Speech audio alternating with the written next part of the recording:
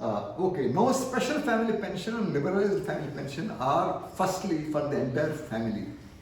When you say what is the entire family, the entire family is soldier, soldier's wife, soldier's children.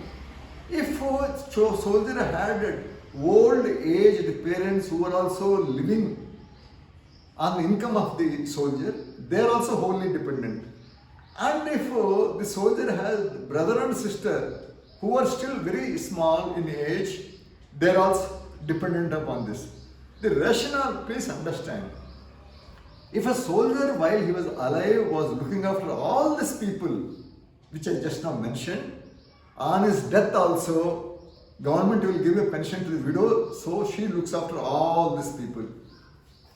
Whether you accept this argument or not, but that is the rule position. So special family pension is divisible. This is what you have to understand. Second condition, there is no bar for the woman to marry. It is not that she has to marry to only her husband's real brother. No, she can marry anybody because her pension is slightly on the higher side. But again, there are conditions. Again, I told you TSEWA, we get a lot of cases. I'll explain to you each case one by one. This is known as special family pension only when the individual has died while performing military duty. We all know. In the special family pension, the person while performing military duties has passed away in peace station, modified field area, anywhere. But it is not in the war or warlike operation like what is happening in J&K and Northeast, counter-terrorist operations, counter-insurgency operations. A normal, he was going in a vehicle went into a khud and he died. So that is while performing the military duty. And many of us who have undergone battle inoculation, at times accidents do take place. When equipment is being tried, especially I have seen in Armored Corps, the ammunition was being loaded into the tank and then shell bursts. People, 2-3 in the tank, they die. So these are all deaths caused by performing military duty. In that case, the lady, that is the widow, will get enhanced pension, higher pension than the ordinary family pension. How much? I will just now explain to you. I mentioned to you who are all being supported by the soldier. They will be looked after by the widow now. Now that soldier is gone. Next. The amount is 60% of last on emoluments. In the OFP, it was 30%. Suppose if last on emolument was 60,000, OFP is only 18,000. In this case, it is 60%. That means 60,000 multiplied by 0.6 is 36,000. Or you can simply say SFP is double than the OFP. Now the government says, look, widow, we are giving you more than OFP. Now you better look after the wholly dependent parents. If they are wholly dependent, there is a condition for being wholly dependent. Now what is the last on emolument? I mentioned to you. This is the basic pay. Then this is the grade pay. This is MSP. This is X group pay for JSOs who are only, not for officers. Then if one is a Sipai, Nayak, Havaldar, then he gets one more element known as the classification allowance, very small amount, 300-400 rupees hota hai. Family. Now what is the eligibility? If the parents are already got some land, they are earning from that land, or the parents have got a shop, or they have got a taxi, or somehow they are earning some money, but that money should be less than 9,000 plus DR. If the parents can prove that their income is only 9,000 plus DR or less than that, if it is more than 9,000, then they are not dependent on the son. This is the condition you have to understand. So, in that example of Air Force veteran, the father was an honorary captain and drawing the pension of an honorary captain, much more than 9,000 rupees. He is drawing pension of 50,000 rupees. How is the mother says, that's why you must know the rules and regulations. Even if you are, your son died performing military duty, widow is getting 36,000 rupees. If the last drawn emolument is 60, the parents are earning much more than the son. Honorary captain gets something like 50 to 60,000 rupees pension. How is it dependent on the son? So this false claims should be ruthlessly seen and curbed. Next.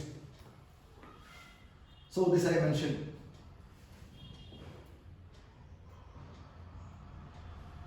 As I mentioned to you, SFP and LFP are not at all different. They are more or less same, and only amounts are different. LFP is the highest. So whoever the soldier was looking after when he was alive, the widow is now to look after the entire family. If she doesn't, how the pension will be divided, I'll explain to you. Under different cases, I'm telling you. Next. Illegitimate children. There are a couple of cases where a fellow who is in the field area becomes friendly with a local girl in Nagaland or Manipur or Mizoram, marries her, taking her to a temple and exchange the garland, and she thinks that she is a widow. She is not a widow. But he produced a couple of children from that Naga lady or Mizo lady or any other lady. That illegitimate children are also eligible. After where will they go? The mistake is committed by the woman. She should know. She can't just get married by exchanging garland. So she has committed a mistake, she will suffer.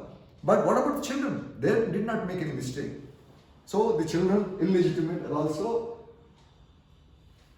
And I tell you, ineligibility same. 25 years or marriage, whichever is earlier, then you become ineligible. Next.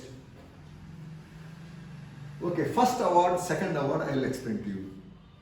When the parents really, genuinely are poor, they don't have much income, even if they have got income less than 9,000 rupees as on today plus dearness relief, then the branch recruitment officer is supposed to go investigate, collect the data, evidence, documentary evidence, then recommend. In that case, 50% goes to the widow of that SFP. If it is 36,000 rupees, 18,000 goes to the widow, 18,000 rupees goes to the parents, and both of them will get dearness relief on that amount.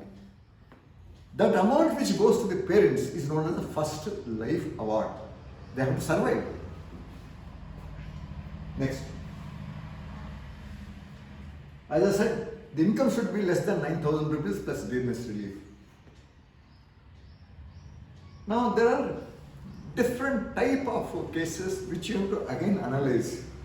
Widow is permitted to marry second time. Need not be to the husband, so younger brother. Anybody she can marry. Then what can happen? The husband of the second husband of this widow says, "Oh, he was my friend and he passed away. I am marrying you out of sympathy. My husband's children are as good as my children." So he accepts, and the lady supports the children. So the entire SFP of 36,000 rupees, if last drawn emolument is 60,000, 60% of that entire amount goes to the widow. And parents say, भाई हमको नहीं चाहिए, हम भी government employees हैं, मुझे भी pension आ रही है, मेरे पति को भी पेंशन आ रही है, we don't want any पैसा from our बहू. First class, the entire money goes to the lady. Sometimes the husband may say, no, they are not my children, why should I support them? Throw them out. And the poor lady listens to her husband, second husband, and doesn't support. In that case, where will they go? Generally, in our Indian society, the grandparents definitely, 99.999% of the grandparents will take care.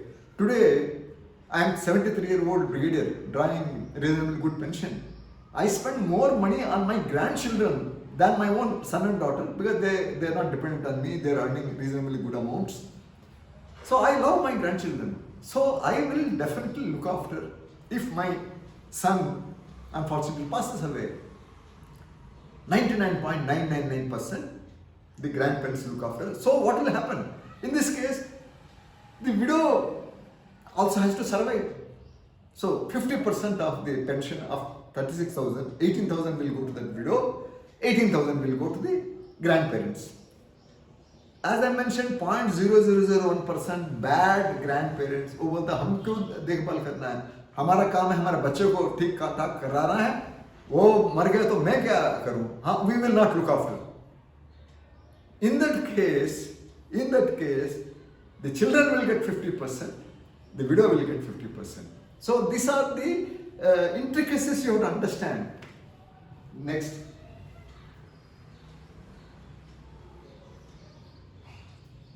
If that widow is looking after children and one of the children becomes handicapped mentally and physically, on the death of the widow, the entire SFP will go to the handicapped child. Because how will he live? He doesn't have any way of earning money. Next. This is the precedence. Always wife comes number one. Number two is children. Third is wholly dependent parents. Last is brothers and sisters of the soldier who died, who are still young. This is the four. And of course, judicially separated wife is also number one only.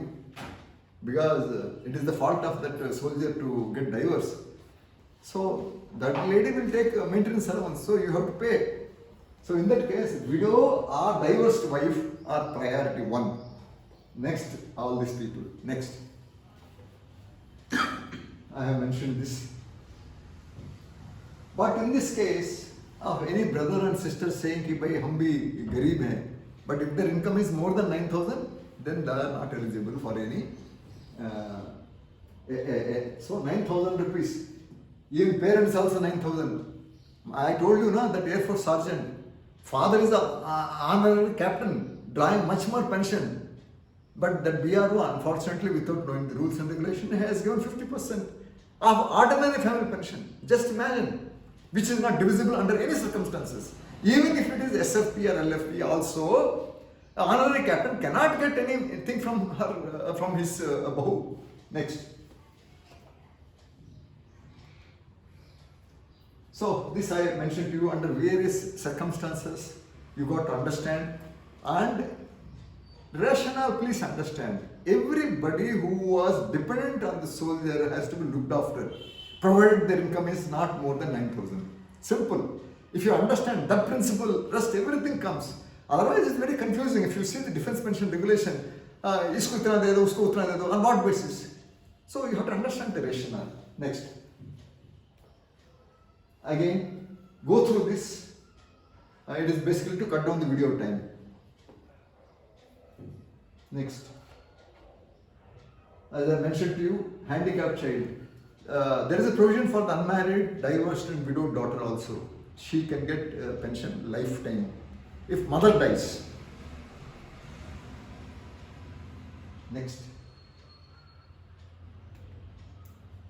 The first judicially separated wife, not because of adultery, is also eligible. Same status as that of a widow.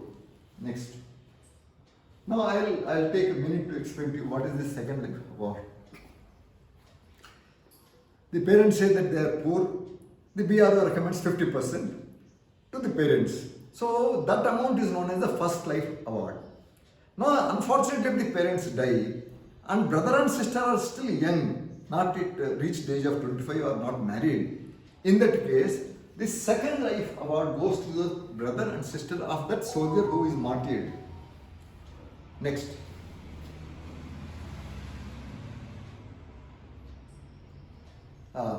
Now there are cases where a disabled soldier has been declared as a disabled by the medical board because of a problem of heart problem or liver problem or kidney problem. And there is a provision, if he dies within 7 years from the date of retirement, it is presumed that death has occurred because of the injury he sustained while in the armed forces performing military duty. So in that case, the widow who was originally given ordinary family pension, but a disabled soldier doesn't get SFP because he didn't die.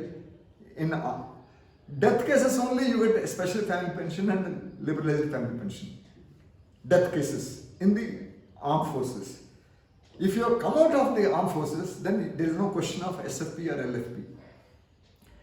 That widow who was getting only ordinary family pension for first 3 years or 4 years or 5 years, less than 7 years of retirement, then she goes and says, my husband has died because of the injury he sustained while in the station or wherever he was working. Then the government will treat that death, though occurred after he retired, as if it occurred in the armed forces, performing military duty. She will get special family pension. Next.